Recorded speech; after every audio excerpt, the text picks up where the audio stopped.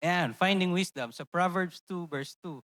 Sabi doon, turning your ear to wisdom and applying your heart to understanding. Devotion ko po this week, yan, sabi ko doon, we must lend an attentive ear to God's reproof and cultivate an open heart before Him. Yan, sabi ko doon, God urges us to remain closely connected to Him because in Him is where we find wisdom. Alam niyo po, if matututunan lang ng tao na araw-araw lumapit sa Diyos at laging kumonect sa Diyos, alam niyo po ba na halos lahat ng problema ng tao ay pwede maglao kung marunong lang. Kaso talaga, may lapses tayo, kinakapos tayo, may time na nawawala tayo sa connection kay Lord. Pero tingnan niyo dito, in Him is where we find wisdom. Yung wisdom po hindi mahirap hanapin. Yan, yung daily connection natin sa Lord, nagpo-produce yun ng wisdom. Yung daily conversation natin kay Lord through prayer, devotion, yun yung nagpo-produce ng wisdom at yun yung nagagamit natin sa pang-araw-araw. So, paano na lang if wala kang connection kay Lord, be natin from Monday to Friday. Saan mo hahanapin yung wisdom ngayon? Hindi mo siya makikita sa talino ng tao, hindi mo siya makikita sa tinapos mo. Ang encounter natin kay Lord,